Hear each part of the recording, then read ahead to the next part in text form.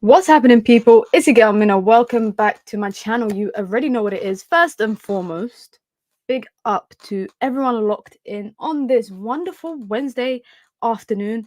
You lot know I always have to start with a weather forecast because I always like to complain about the weather. Today, it's mildly warm. It's not too hot and it's not too cold. It's a little bit windy though, and I'm sure I've heard it raining at some point during the afternoon. But big up to everyone locked in on this wonderful Wednesday. Listen, guys, I hope you lot are doing well. Let me know how you lot are doing. What's everyone up to today? Are you working? Have you finished work? I was going to say, are you at school? But it's summer holidays, I guess. Let me know what you're up to. Let me know what you are up to on this wonderful afternoon. Today, we got a little bit to talk about.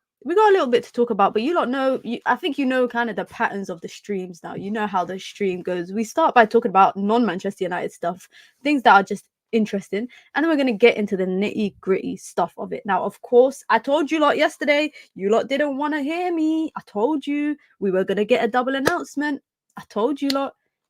I'm not saying I got sources, but I told you lot we were gonna get a double announcement, and we did. Bam, on like 8, I think it was like 15 or like 8:10 in the evening, followed by bam again at 8:25. Nazir Mazraoui announced, Matthias de Ligt announced, and Manchester United. Listen, that's actually why I'm paying homage today. I'm paying homage to the wonderful team in the Netherlands that developed these players, because I'm so excited. I'm so optimistic. This season is going to be a good season. I got a good feeling about it. But big up to everyone. Be sure to hit the like button and be sure to subscribe as well. Let me see what you lot are saying in the chat. What? That is a random question. Big up to Tyrone. Tyrone, that's very random. Housekeeping stuff for me today. Yard work, cleaning, laundry. Glad to have good stuff to listen to while I work. Listen, I hate doing chores. I hate it. I hate doing chores. But out of all those chores, I would probably say cleaning is the most therapeutic for me. I hate laundry, man. Me and laundry, we do not go together well. Yard work, I ain't got a yard. And even when I did, i.e. a garden, even when I did have a garden, I just used to pay somebody to cut the grass. Big up to Imran, says, you know, just he's saying, listen, sister, I'm greeting you, and I'm saying I'm greeting you back. Tyrone says, assalamu alaikum wa alaikum salam. Let me see what else you guys are saying in the chat. Listen, big up to everyone. Be sure to hit the like button and be sure to subscribe.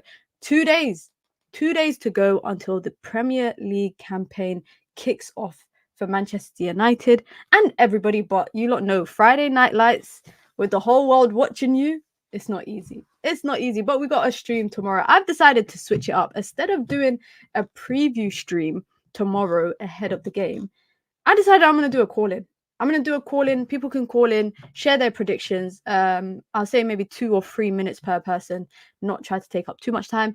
But everyone can share their what? Don't say that. Don't say that, Ridwan, don't do that. No, we were meant to start the stream positively. I was meant to tell you lot about the call-in later on. But you know what? We might as well start with this. We might as well start with it, because it looks like United need to get on their bike if they are gonna make a move. Fabrizio, with the exclusive, AC Milan have submitted an improved bid to sign Yusuf Fofana, 20 million fixed fee plus difficult add-ons. Understand that Monaco are reportedly asking for 25 million fee plus easy add-ons in order for Fofana to leave. No agreement yet in place, but talks continue, especially with the case that Fofana has agreed to go to AC Milan. Listen, if he goes to AC Milan, he goes to AC Milan. If he doesn't and United sign him, it is what it is. 25 million, which is basically what?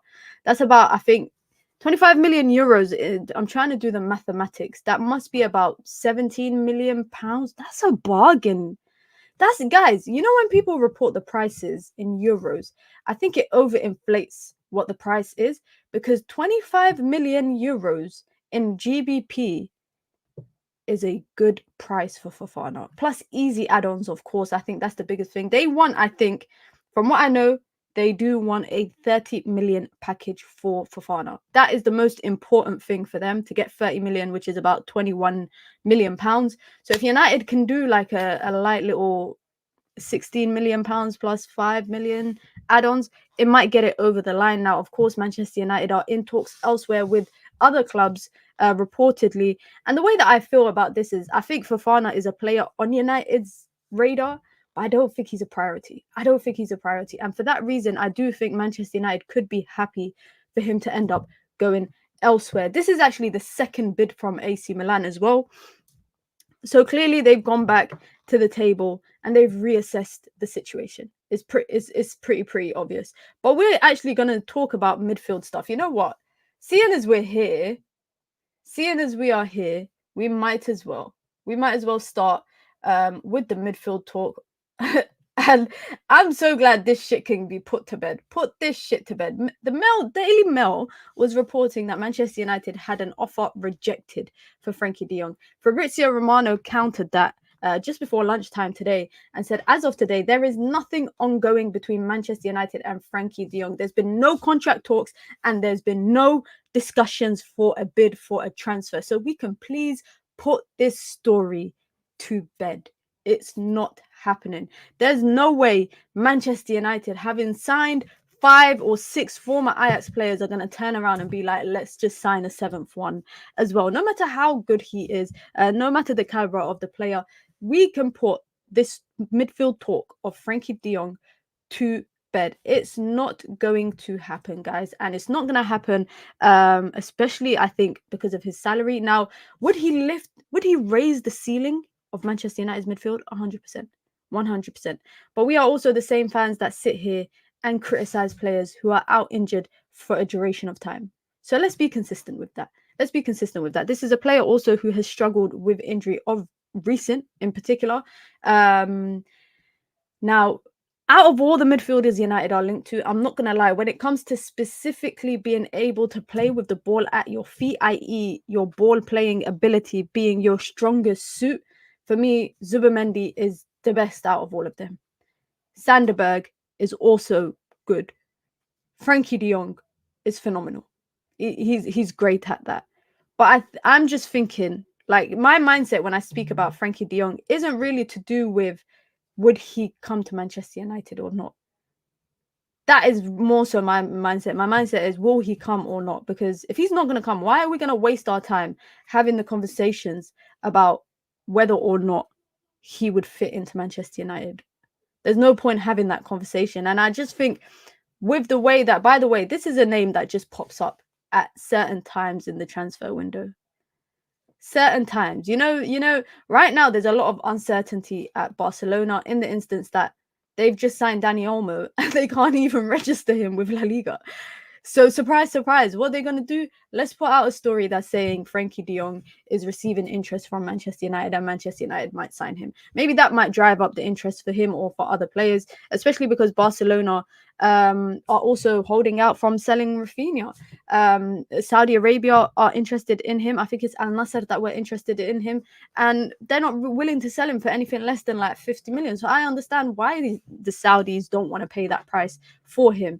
So I think Barcelona are desperate to sell some players, especially if they are planning to, get active in the transfer window and sign more people and strengthen their team in alternative ways. They need to sell people. And the only way they do that is by making it seem like Man United are going to buy Frankie De Jong. But you know what? I criticize Fabrizio Romano all the time, yeah, because he's always like just repeating stuff and all of that kind of stuff. He's always repeating news every day, saying nothing and saying something at the same time. But at least he came out and shut this down, and I trust his word. Would I take Frankie De Jong if Man United realistically, if Manchester United were genuinely approaching Barcelona to sign Frankie De Jong, I would I would be willing to talk about that. I'd be willing to talk about that. But for now, we ain't going to give it too much attention. But let's get into midfield talk, because I was going to save that for the latter part of the stream. But you know what? Because you lot are already talking about Ugarte in the chat as well. By the way, I don't think this is a real comment. I saw this earlier today as well. I do not think that this is a real comment about what's it called, about anything, about him saying that about Liverpool. I don't know. When I see the actual visual of the interview or whatever, then I'll believe it. Then I will believe it. But let's talk about Jadon Sancho, Manuel Ugarte, and we'll bring in Yusuf Fofana into that discussion as well, because reportedly there is growing belief that there could be an agreement struck between PSG and Manchester United for Manuel Ugarte coming to Manchester and Jadon Sancho going the other way. Now, reportedly, again, Manchester United are only interested in selling.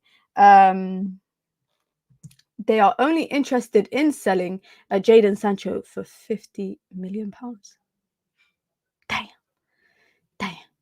50 million pounds is what they're willing to sell him for. And coming from reported this morning as well, Jadon Sancho could also potentially join PSG on a loan, which could be part of the deal to sign Manuel Ugarte. Like, what do we know about Man United's interest right now with Manuel Ugarte? Number one, we know that they really wanted him, and we equally know that Manuel Ugarte is dying to join Manchester United. He's dying for it. So he's dying to join Manchester United. We also know he's agreed personal terms, and we also know that PSG want £51 million for him, which is 60 million euros. Manchester United have no intention to pay that, and the only way that a deal can be struck, this was reported today, is that the only way that a deal can be struck is if it's a swap deal for Jadon Sancho, or PSG lower their asking price. Now, will PSG lower their asking price? Maybe, because guys, and this is what I was originally going to start with, and we're going to get back quickly to Ugarte, but PSG have officially got the here we go to sign Desire Doué, where they're paying close to 60 million euros. 60. So they've just spent 60 million, or near enough to just above 60 million, to sign João Neves. They're now spending 60 million to now sign Desire Doué as well. They're spending money, and they need to recoup money. Now, PSG historically hasn't been a team that sells well when it comes to selling players for big transfers. They don't really do that stuff. They buy players for big transfers. They give players decent wages, but they haven't really sold a player for that high of a price, like 51 million. Do I think they are going to get 51 million? No, I don't. And you lot are thinking, what's this 51 million? I'm reporting it in pounds because I feel like when we report stuff in euros, it kind of overflates the situation when it's not really the case. 60 million is euros, 51 million is in pounds. So 51 million pounds. I actually think United could strike a deal to pay 35 million. Now, don't call me delusional, guys. Don't call me delusional. But I think Man United could strike a deal for 35 million pounds and Jadon Sancho on loan. I actually think that. And I think that would be reasonable. Why? Because Man United get to keep the asset in Jadon Sancho, and they will only be out of pocket by 35 million pounds. However, they'd be able to, distribute that payment. That's between the negotiations team. But I think 35 million would be reasonable. I actually think that would be a reasonable amount to pay for Manuel Ugarte. Now, when we talk about, I don't know if you guys realize, but when we discussed the midfielders that United are linked to, there's been we could make a starting 11, by the way, of midfielders that Manchester United have been linked to thus far. But in the recent weeks, the same names have kind of stuck around. Fofana has stuck around, and Manuel Ugarte. And that's why I actually think, this is why I keep persisting that I think Man United could actually sign both of them. Because the two names have stuck around quite a lot. There's some names that have come, some names that have left, like Zubamendi. Adrian Rabiot, we haven't really heard much in a hot minute regarding him. And then other names that have, resurfaced throughout the time, which is like Soufiane Amrabat, etc., etc. Manchester United's interest, and it's actually a very keen interest in Manuel Ugarte, is what makes me fully believe that Dan Ashworth will get this over the line, and the negotiations team. They will get this deal done, whether it's by continuously being in negotiations with PSG. I think that they will be able to get the deal done for a relative price. Now, if we look at what United have spent thus far, they've spent about 30. This is just me approximating, guys, yeah, but they've spent about 36 million on Joshua Zirkzee, nearly 51 million on Lenny Yoro, or around 50 million. They've spent about 40 million on Matthias de Ligt. They've spent like 15 on Nazir Mazraoui. Good business.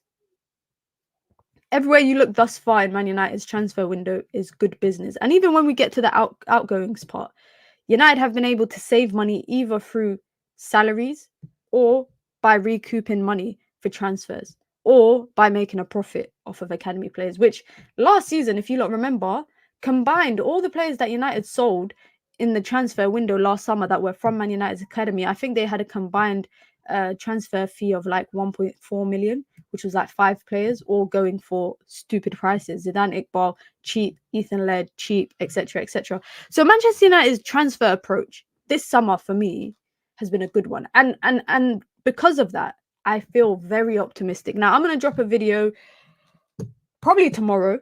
I'll probably drop a video, or maybe later this afternoon, later this evening, predicting the Premier League campaign. Emphasis on Manchester United and where they're going to finish, but also I think I did the top 10 and I predicted who I think will get relegated. So that will be dropping later today. And you lot might not even agree with me. You might not agree with me in terms of where I think Manchester United will finish. I think some people are overhyping some teams. Some teams have been active in the transfer window, but I do think people are overhyping. I'm seeing people saying West Ham going to finish second or third. That's blasphemous. But again, hey, don't hold me accountable. Don't hold me accountable for that. But because of the transfer window, I feel more optimistic for Manchester United this season. I still think a player like Manuel Ugarte and I'll actually say 2 midfielders. I would actually say 2 midfielders would increase that ceiling for Manchester United this season, because the biggest component of Man United's starting 11 is what they are missing in the midfield. That is the biggest contributing factor to how Manchester United play in games, playing in an Eric Ten Hag way, being able to progress the ball forward, being able to break down the opponent, being able to defend in transition, etc. A lot of that stuff comes from who is playing in that 6. And if Manchester United can get the right profile of players, emphasis on the players, I think they'll be in a good place. But big up to everyone listening, guys. Be sure to hit the like button if you've just come through. Let's try to get to 100 likes at some point during the stream. That'll be much appreciated. If you want to join the membership gang, the Minion Gang, as we like to call it, you can. It's the pinned comment in the chat. You get your badges, you get your emojis, you get your custom member content, and of course you get to support the growth of the channel. If you want to support the channel in other ways, you can by hitting the like button, by subscribing. We ain't too far off from 6K. Or if you appreciate the content, the daily dose of Mina here every single day, you can send in super chats with your comments, with your questions, or with your thoughts, or just to show some appreciation. You can do that by sending in a super chat. And like I said, guys, after every game, we're gonna have Mina's state of mind. I think that's the name of the show that we agreed on yesterday. Mina's state of mind. I've even got the little logo for it done. I got the template for the thumbnail for every week done. And we're gonna do a stream. What we're gonna do, by the way, guys, we're gonna do a stream where we're gonna break down the game and we're going to discuss everything. And then I'm going to do a quick 3-4 minute video every single week. So it's going to be very exciting. It's going to be very exciting. And you guys do not want to miss it. Now, not Man United related. Not Man United related, but I did have to bring this up because Fenerbahce got knocked out of the Champions League qualifying stages, which means they drop down to Europa League, which means Man United might get them in Europa League. I'm just scared of some possible reunion with Jose Mourinho. I don't want that. Not at European level football either. I do not want that. I just thought it was worth mentioning. Did you see the wages offered to Ivan Toney? Bro, it's like you read my mind. It's like you read my mind, because we were going to come to that. Reportedly, Manchester United could make a late offer of a loan move for Ivan Toney, a loan move with an obligation to buy. Brentford want 50 million at the least for him. Now, if we go on, Al Ahli in Saudi Arabia have offered Ivan Toney a 3-year contract with an annual salary of 18 million euros. Does he take it? I would be so shocked, can I say? I would be very shocked if Ivan Toney went to Saudi. I'm not gonna lie. I would be very, very shocked. Firstly, I don't think there's gambling places in Saudi Arabia. I don't know. Is there? I don't think so. Yeah, there's no gambling. All forms of gambling is illegal in Saudi Arabia. So I don't think he's going there. We can write that off. We can write that off. But the story has resurfaced again about him joining Manchester United.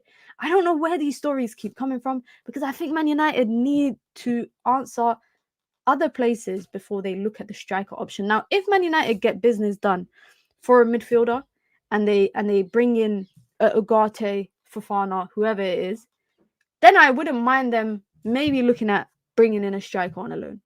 But there's no way that they will probably make it a priority to sign him. Now, I'm actually quite intrigued, guys. Am I the only one that's intrigued that Ivan Toney's not had that much interest this summer? This is a summer where Chelsea are looking for a striker, or we're looking for a striker. Arsenal, we're looking for a striker. Spurs, before they signed Dominic Solanke, were looking for a striker.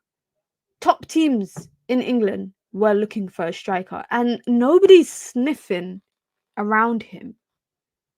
Nobody is sniffing around him. There's been no bids, no offers. It's only Manchester United that there's any sort of link to Ivan Toney. Equally, I could say the same about Dominic Calvert-Lewin, but they're not on the same level. Them guys, Ivan Toney's here, Calvert-Lewin is a bit lower down. But it is interesting that even off the back of the Euros, there hasn't really been much. Do you think, and this is a question to everyone in the chat, do you guys think that his gambling ban has kind of made teams a bit hesitant to go for him? Because I'm not gonna lie, I always looked at a team like Arsenal, for example, and I thought Ivan Toney would have been a good signing for them. Like, as a football fan, in it, I don't want rivals to strengthen, but I would have always thought, you know what, out of all the strikers that I've seen on the market this summer, I've always said Ivan Toney should go to a Spurs or an Arsenal.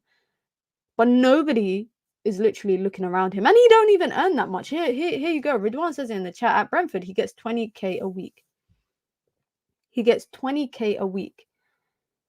That easily you could double, but a club could double that, and it will still be one of the lower earners in the team. Of course, he's probably going to ask for a bit more, and he's probably got no sell on. He's got no sell on value if you give him a 4-year contract or a 3-year contract, etc. So I understand that. I understand why teams are not looking at him. But let's be real, Man United, Ivan Toney comes in and he's scoring. Bruno Fernandes creating all those chances for Ivan Toney. He's scoring 30 goals. He's scoring 30 goals. I hope you lot don't think I'm being that wild. The only thing I would say as well is that he never hit the ground running when he came back from his ban. But I could look at it on the flip side and say, well, people had a whole pre-season to prepare for the season. He came back mid-season with literally just playing behind closed doors football. So I understand that this summer it could be, if he stays at Brentford, it could be a big season for him. But that'll be another year spent not winning a trophy or playing at a top club. Which, don't get me wrong, I'm not saying Brentford is a bad club, but I'm just saying that Brentford might not be competing for the Premier League or competing in champs or Europa, etc., etc. So I understand why Ivan Toney would want to leave. But also, you look at it on the other side and think, at what point do Brentford go and start offering him to other clubs? Because you get to next week, and the closer the transfer window gets, they're going to lose him on a free. They will lose him on a free next summer. And I don't think, the money that could make a heap of difference for Brentford. The money could make a heap of difference. His gambling, his age, his form in the latter part of last season, and the price tag all combined. That's true. Yes, especially with the Paqueta situation, nobody wants to deal with that. I hear it. A lot of you lot agreeing about the gambling thing being something that he doesn't look at. West Ham fans were interested but worried about some issue with his bone conditions. Okay, I didn't know he had a bone condition. Given all the drama that we've had over the last seasons, I dropped out the moment I heard about the gambling stuff. Yeah, I understand why Manchester United might not look at it too closely, but let's be honest, guys. Let's be real. Ivan Toney would absolutely improve Manchester United's front line. Let's get on to the next one. This guy's been the topic of discussion everywhere I've gone yesterday evening and today. Every video I've watched, every stream I've watched, etc. This guy has been the topic of conversation. And also, given the fact that reportedly Manchester United could look to sign another left back, either on loan or on a free later on in the window. Luke Shaw is expected to be sidelined again for a few games of the opening Premier League campaign.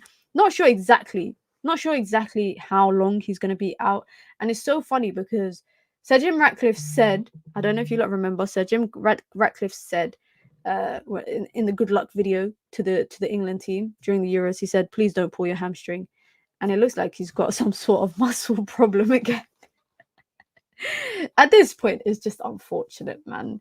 At this point, it's just unfortunate. And you know what? It's so difficult because United can't even sell him. If they're saying he's injured, they can't even turn around and be like, let's put him on the transfer market. Let's list him to be available. Let's put him, because he's not gonna be fit to be sold. And it's really unfortunate. 10 years at Manchester United, and this is how it's ended. To be honest, though, is it really ending? Because United got 3 more years. He's got 3 more years, on his United contract. So there's no guarantee that his time at Manchester United will be coming to an end anytime soon. Because, like I said, they might not be able to sell him. But he's out injured. Malacia's out injured. Of course, Mazraoui has arrived, and we're going to get to that part as well. But this is a link I don't want to see. I don't want to see this link again of Marcus Alonso to Manchester United. I'd rather no. But anyway, Manchester United will consider signing a left back following Luke Shaw's latest injury. Erik ten Hag wants another specialist option to call upon while Shaw and Malacia are unavailable. Free agent and loan deals will be considered, and Marcus Alonso is one option open to the club. I'd rather just nobody. I'd actually rather just no one. Who else? What are the left backs of United? If it's not Kadioglu, and Manchester United have rejected the opportunity of Hermoso, you can't tell me Alonso is the next best thing. You can't. Nah, I'm not having that.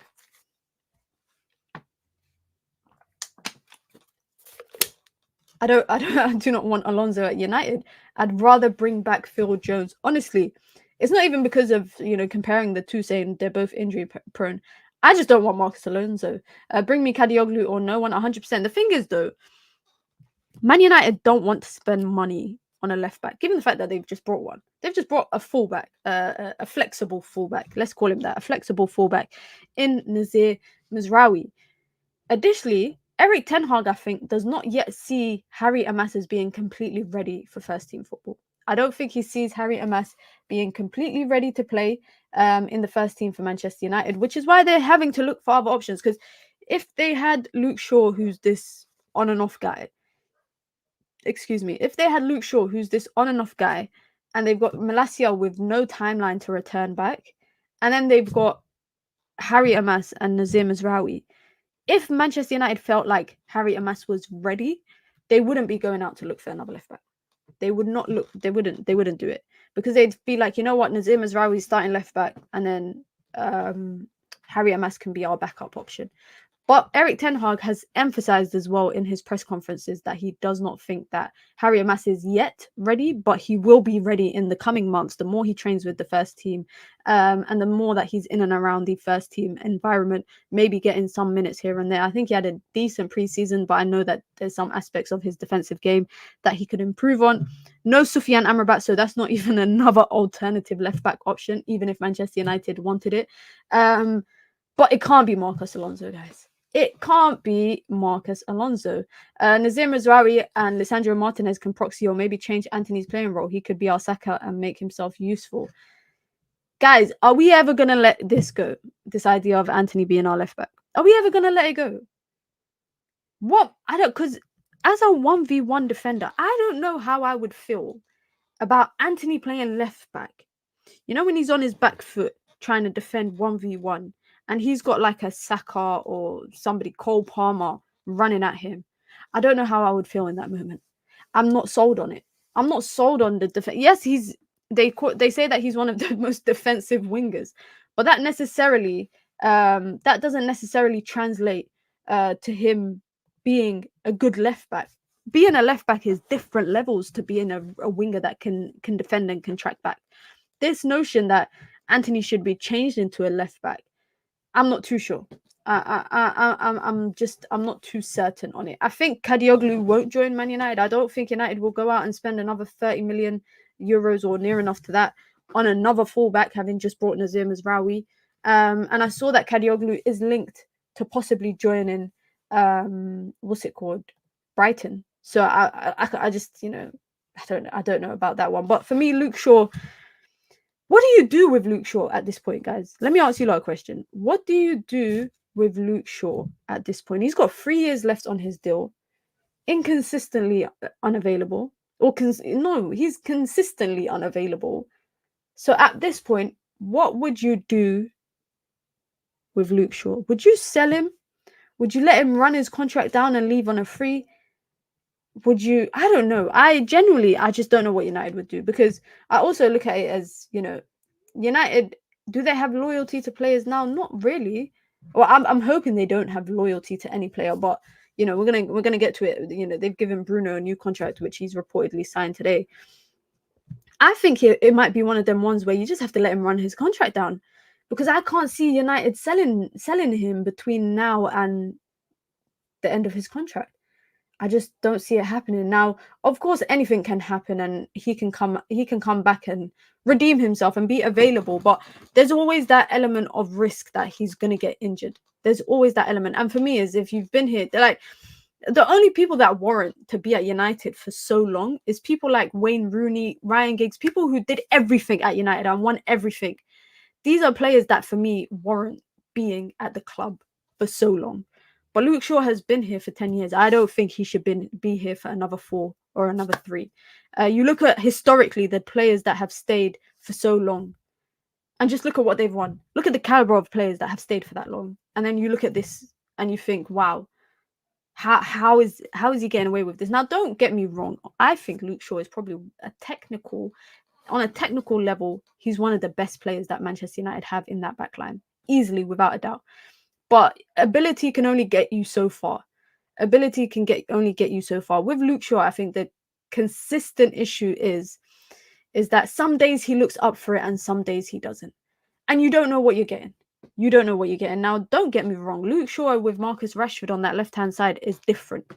That's different. You can even see Marcus Rashford is a bit more expressive when he has a fullback like Luke Shaw. His ability to put crosses in, his ability to drive with the ball, you know, his touch when you switch the ball, his ability to switch the ball, etc. He's got so much beneficial abilities. But for me, you are only as useful as your injury record. Deadass, like, you're only as useful as your injury record. And let me know in the chat, guys, quickly. What do you think United should do? Run his contract down or sell him? What do you guys think on his day hype? I'm not even hype. The only person I ever use for on his day hype is my boy. Luke Shaw is finished. Terminate his contract ASAP. I don't think they'll terminate it. I feel like the only way they terminate people's contracts is if you do some, excuse my language, but you do some effed up stuff. I think that's the only way that they will terminate it. Cash in on Shaw and whatever money you get, you take it. I hear that. Thriller says nothing, just accept that we can't sell him and let the contract run down. It's a mistake from the past. RD says Luke Shaw and Malacia are nearly impossible to shift at the moment. Cut price sell if better comes in. I hear it. All of you lot saying sell him. If Amas steps up this season, I guess a cut price sell. I think they would have to sell him for something like low. Sell him. Damn, everyone's saying sell him. Everyone is literally saying sell him. The fact that there's been no even interest in him Not that I'm saying that he's a bad player, but this summer there's been no interest, even before the news came out that he wouldn't be available for the next couple of weeks. Brutal chat. Yeah, the chat is brutal, man. They're saying sell him. I saw someone say that the United should do what Chelsea are doing to Trevor Chalobah, which is basically exiling him from the club. I don't know if you've seen what happened with Conor Gallagher, but he's done his medical, signed his contract at Atletico, and now the deal might fall through and he had to fly back to London. And if the deal does fall through, he has to go and train with the under-21s until Chelsea can sort out a move for him. Chelsea are brutal when it comes to treating their academy products in a certain way. And United are doing this to someone that's not even their academy product.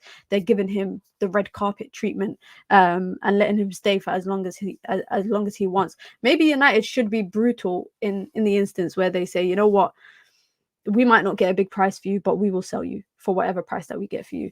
Someone asked what happened to Alvaro Fernandez. He left Manchester United. He went out on loan and then he was sold this summer.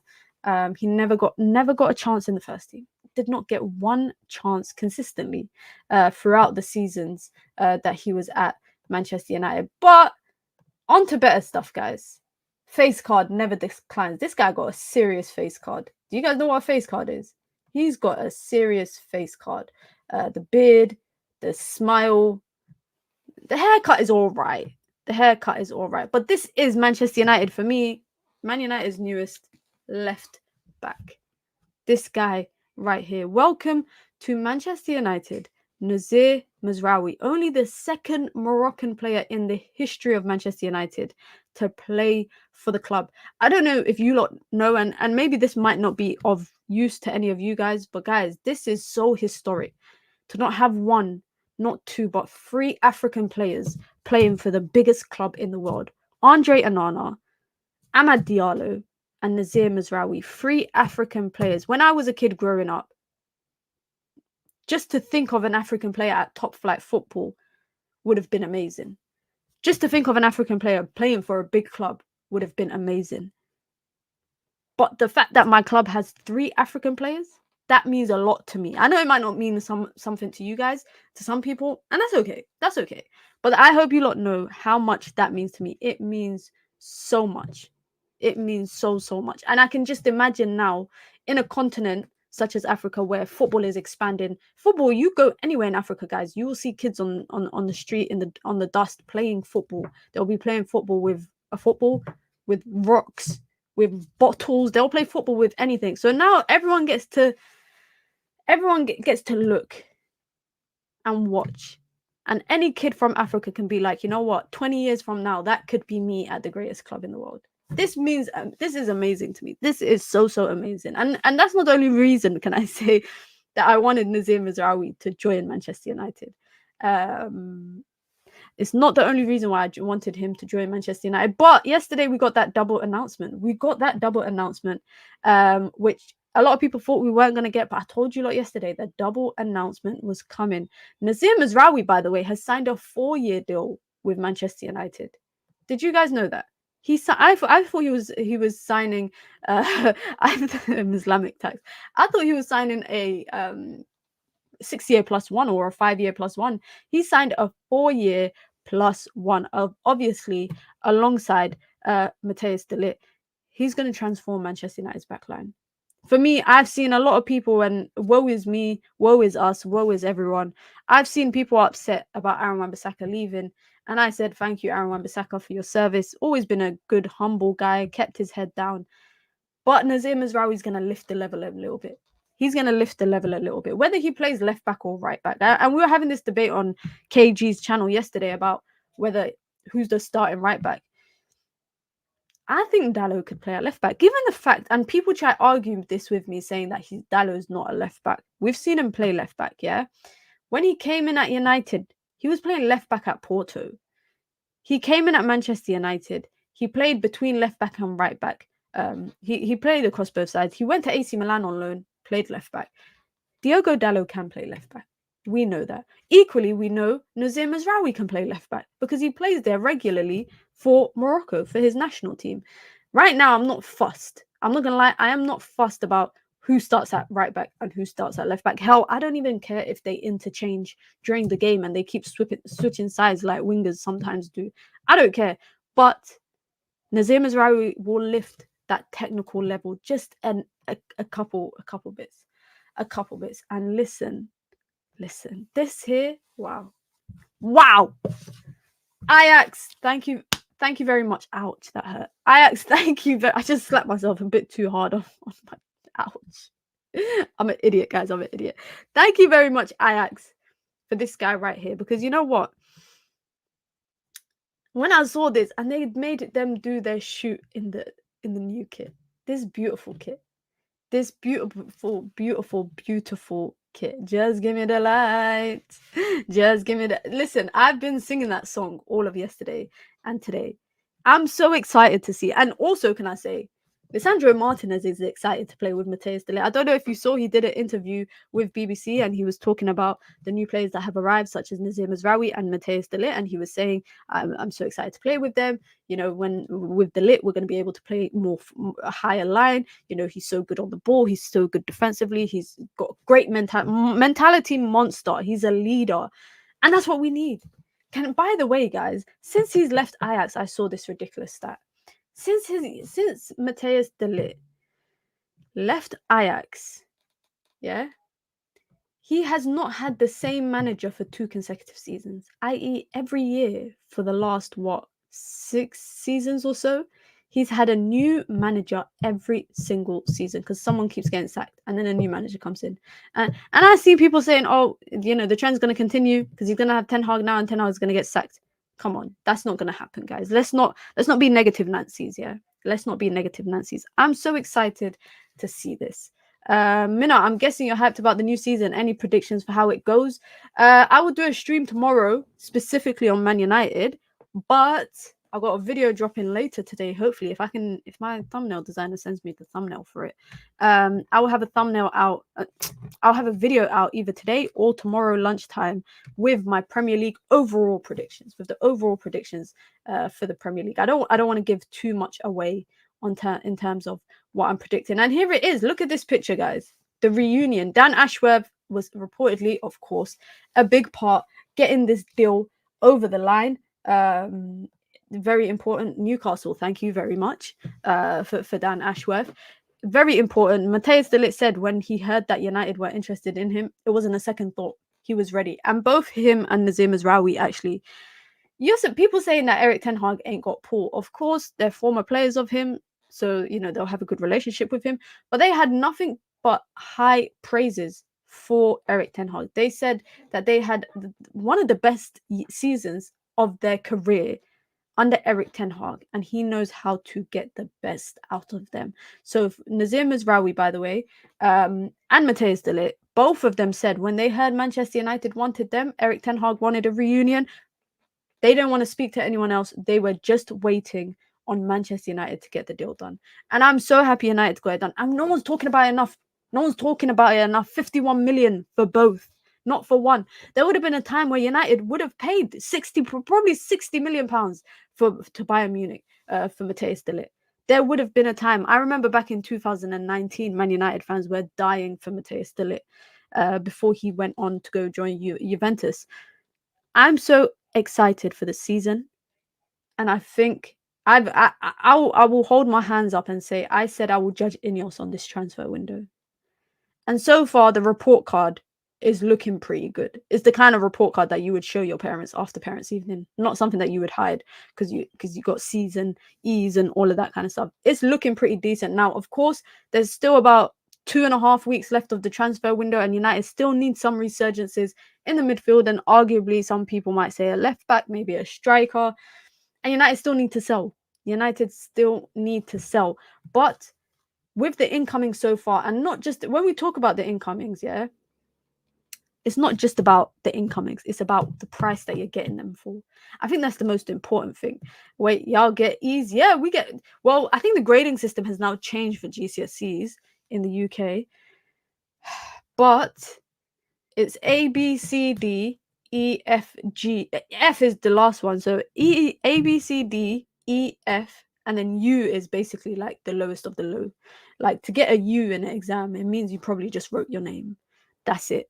And F is obviously a fail. So anything below a C grade is a fail in school terms, basically, in GCSEs. When I did my GCSEs, which is a long time ago, if I saw anything below a C on my GCSE results, I might have just fainted. But yeah, we got E's here, E, F, and a U. U is basically like, I can't even remember what U stood for in the grading system, but it's basically like you've got less than like 10 marks, and I'm pretty sure you get like 2 marks just to write your name on there. Minna, have you created the FPR, bro? You are like the 5th person to ask me this. You're like the 5th person. I don't want to do FPL this year, guys. I hate doing FPL because I can never be bothered to do it every single week. Like, honestly, I cannot be bothered to do FPL every single week. Ungradable. This guy said U is for Uzbekistan. I don't think U stands for Uzbekistan, bro. I don't think it starts for Uzbekistan. Look at this, man. Guys, I know we spoke about the kit yesterday, but do you guys like the tracksuit? Because I really like it. I really, really like it. Let me see if I can... I don't know why it's not letting me zoom in properly. I really, really like this hoodie. Not the hoodie, the zip-up jumper. I don't like the material of it because it's like it reminds me like the material is a bit like the raincoat materials. But this zip-up is nice. This zip-up is nice. Manchester United went ham today, by the way. They went ham with the drops. I don't know if you lot saw the new promotion video for the 3rd kit, but they had everyone in it. They had everyone, and it's the little things in the video that just made it so good. I don't want to play it on here, I'm not gonna lie, because I don't know, I might get done for monetization. And literally, as a full-time content creator, the last thing you want to do is get done for monetization. But they recreated this picture here, the celebration where they had these 3 sitting on the wall. They had them watching these people playing football. Angry Ginge was in it, who's a big FIFA streamer and a big United fan. Who else was in it? They recreated the Ahmad goal and then did the celebration, and then they see Ahmad just like this, where he's not happy. There's so many stuff in it that it was just Brian Robson, Yap Stam. They had just great details. Clearly, Man United have put a lot of effort, can I say, into the men's production this season. Because the women's one is ass, guys. The women's one is ass. Do you know how they're announcing players for the women's team? They write it on a wall, like it's photoshopped. It says "Welcome to Manchester," and then they put the name. That's it. We don't even get pictures like we do against Matthijs de Ligt and all of that kind of stuff. It's hot ass, guys. It's really bad. Let's look at this. I saw this today, which is interesting. Erik ten Hag signings who have played in the Netherlands. Ain't that interesting, guys? He's got an entire... How many people is that? That's about, I want to say 6 players. 6 players that played for him. Well, no, not 6 players. My maths is bad. 5 players. 5 players that played for him. In my head, I was counting Frankie De Jong as well. But he's got near enough a starting 11. Do I care? No. Because what relevance is it to me, can I say? What relevance is it to me that Mount played in the Netherlands on loan? What the hell does that have to do? How can you put Mason Mount in this? How can you put Mason Mount in this graphic, right? When he spent a season on loan in the Netherlands. It makes no sense. Christian Eriksen, how long ago did he play at Ajax? Tyrell Malacia, he was at, what was it, Feyenoord? Like, come on, let's be real. It's crazy when they talk about Manchester United on public media outlets, because you see the agendas. You really see the agendas. I don't care who played in the Netherlands. Today, if I said that I played in Kenya, what are they going to say? Oh, here's a starting 11 of players that played in... No, honestly, guys, it's like me being a manager, yeah? And because I coincidentally sign people of the same ethnic background of me, people are going to get suspicious. That's ridiculous.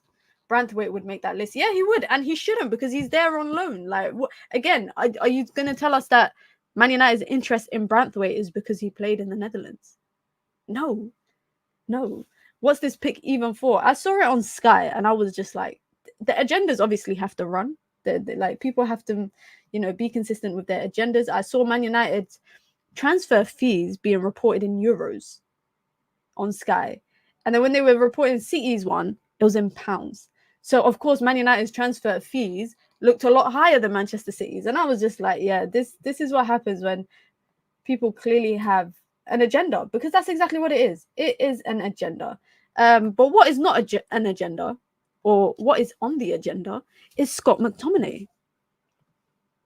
Scott McTominay, reportedly, Manchester United turned down a move for Scott McTominay to go to Napoli on loan. Now, Napoli sporting director Giovanni Manna is in England now, and will continue to hold talks with Manchester United about a potential move for Scott McTominay. Listen, 30 million or nothing. 30 million or nothing.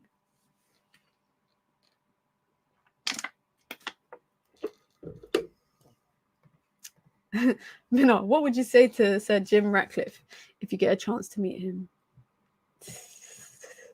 Nothing. I don't know what you would expect me to say. I wouldn't say anything to him. I don't think I would talk to him. Now, if I met Ruud van Nistelrooy, that's a different question. If I met Marcus Rashford, that's a different question.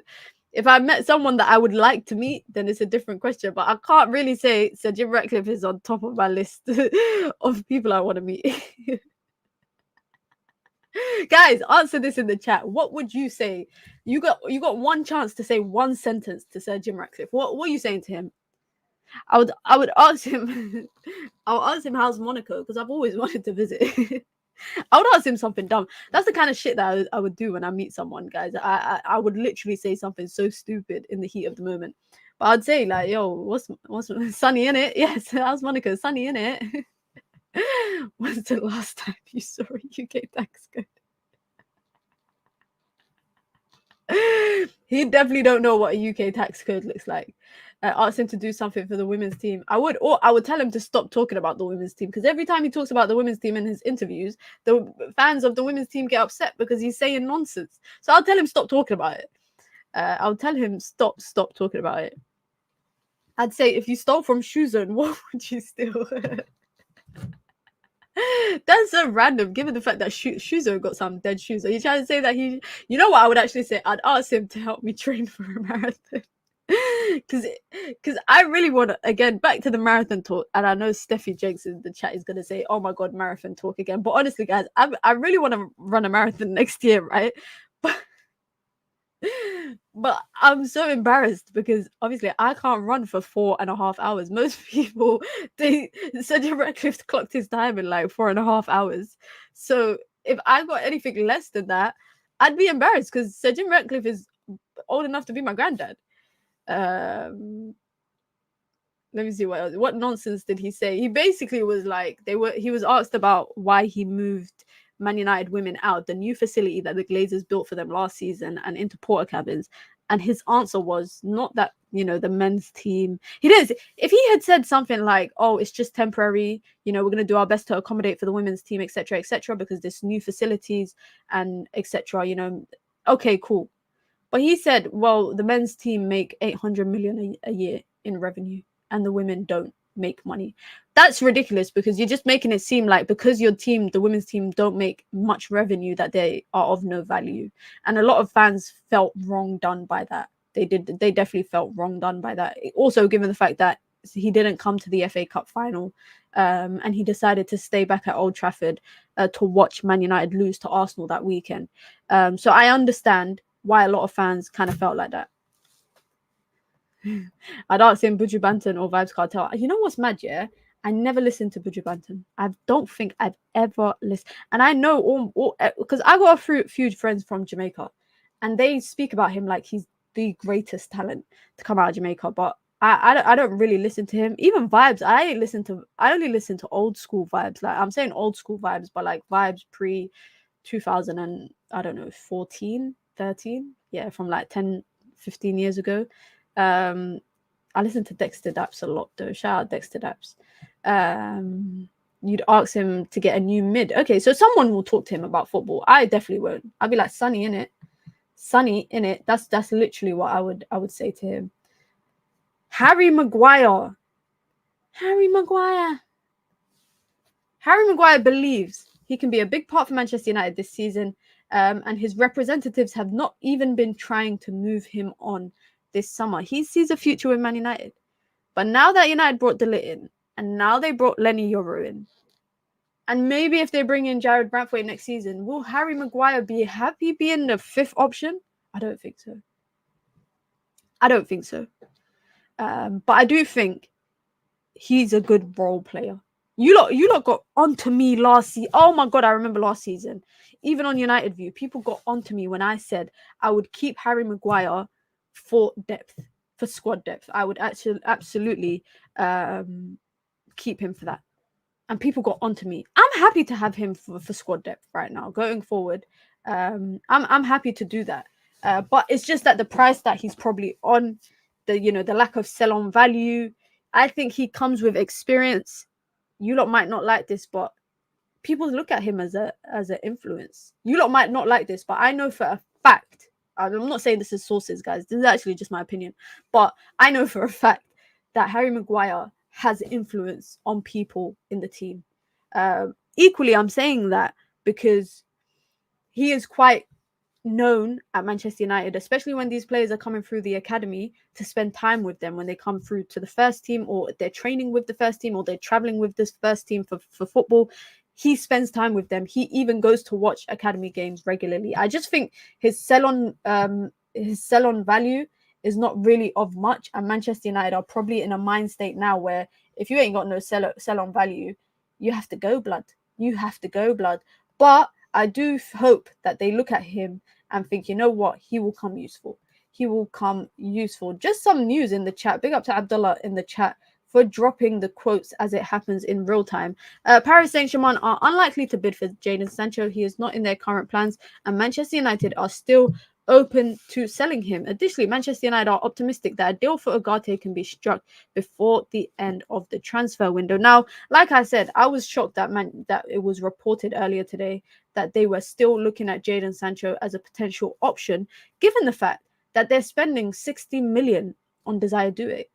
Like, guys, let's use our I can't even think, and I'm trying to say to us, let's use our brains.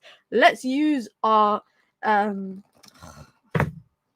never mind. You don't know what I'm trying to say. You guys understand what I'm trying to say. It would make no sense to sign Desire Doué for 60 million and then buy another player such as Jadon Sancho. And can I say, I've realized PSG like a specific type of wingers. They seem to like pacey wingers, people that can dribble, are direct, can go straight at their man, can get past their man, can cut in, can shoot, can create something. They like direct, pacey wingers. That's probably the best way for me to describe the kind of wingers that they like. Hell, I'll say a Marcus Rashford.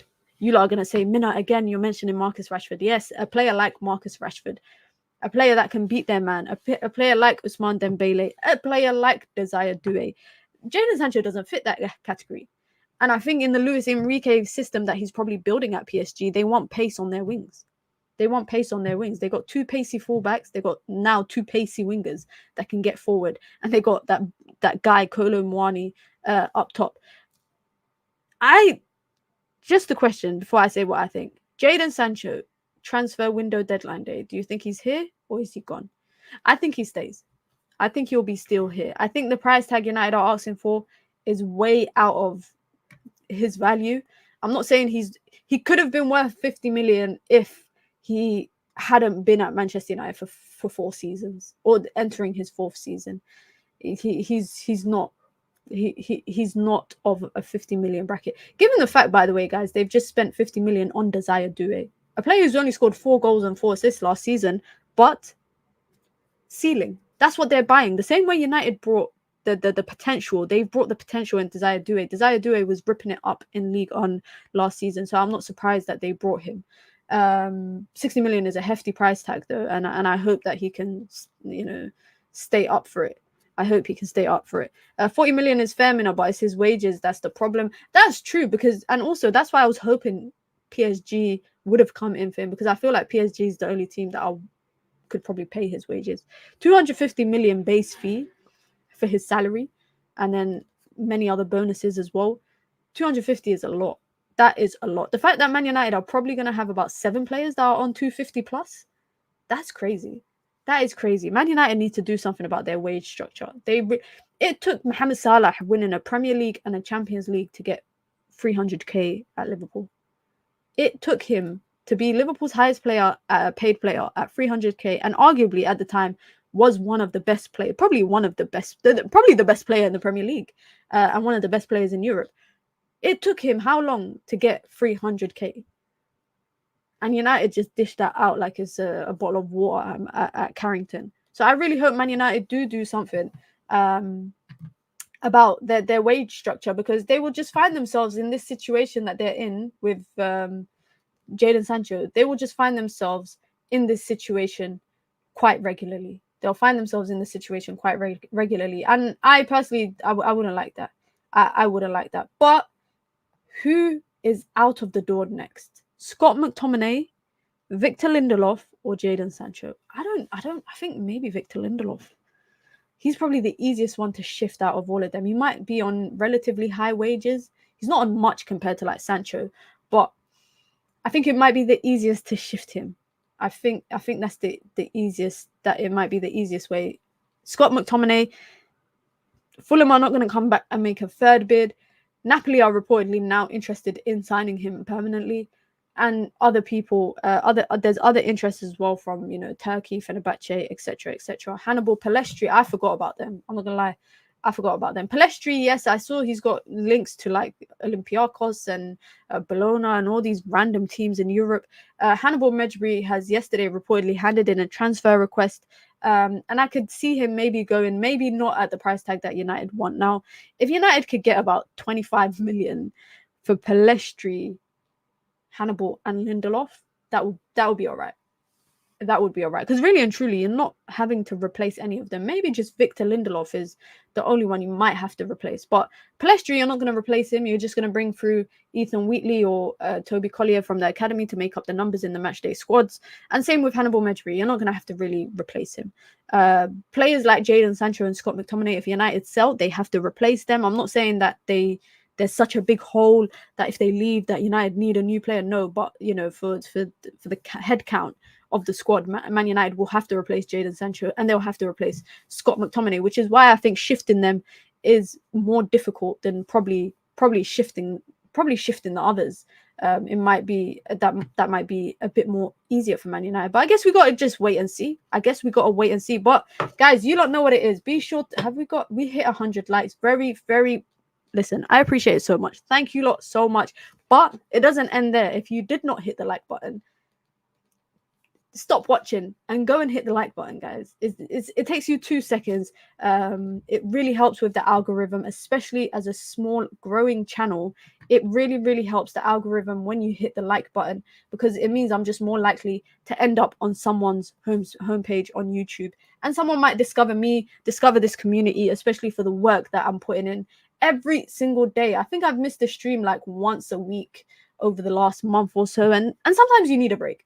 And sometimes there's absolutely nothing to talk about. So it's warranted. But I will be back tomorrow, inshallah, God willing, with a call-in show. You guys have asked. You guys have received. I will be doing a poll later this evening on the community tab on my channel. So go over to there and make sure you vote for what time I should host a call-in show, UK time.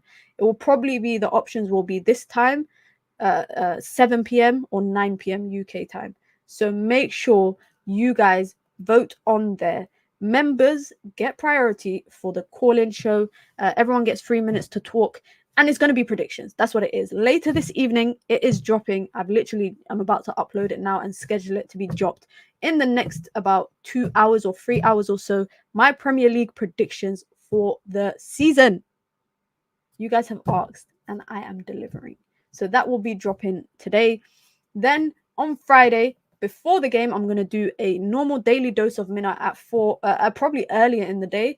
Do a little build up to the game. And then after the game, we will have Mina's State of Mind. A live stream and a video, both dropping. The video will drop straight after the game, literally 4 minutes, 4 minute long, talking about the game.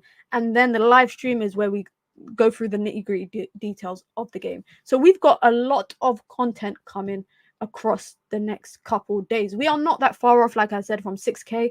My goal is to hit 6K at the end of this month. So if you guys can, if you are new here and you're watching and you haven't subscribed, then please subscribe. Come and join this wonderful community that I am building here with some of the best members and the best mods and the best people in the chat. Okay, all right, maybe I'm just overdoing it a little bit, but make sure you guys subscribe. And inshallah, God willing, like I said, I'll be back tomorrow. Daily Dose of Minna as a call-in show, and you lot can call in, so make sure you vote on what time, UK time, we should do the stream. I hope you guys have a wonderful evening for the rest of the day. Whatever you guys are gonna do, whatever you lot get up to, I'm gonna go watch Love is Blind. Love that show. I love that show on Netflix. The UK version, can I say? That is my guilty pleasure, guys, right now. Love is Blind is my guilty pleasure until football comes back. I don't really watch TV shows during the football season because I only watch football. So I hope you lot enjoy whatever you lot get up to, and I'll be back tomorrow. Like I said, hit the like button on your way out, guys. Have a great one. I'm out. Peace. Oh, by the way, guys, nobody has mentioned this sign on my wall. I've had it there for the last couple days. And nobody has said, "Oh, Minna, nice sign on the wall. Nice sign." Come on, guys. But anyway, guys, I'm out. Make sure you hit the like button and have a great evening. Peace. Oh, wait, I haven't played my intro. No. I'm really out, guys. I'm really out. Peace.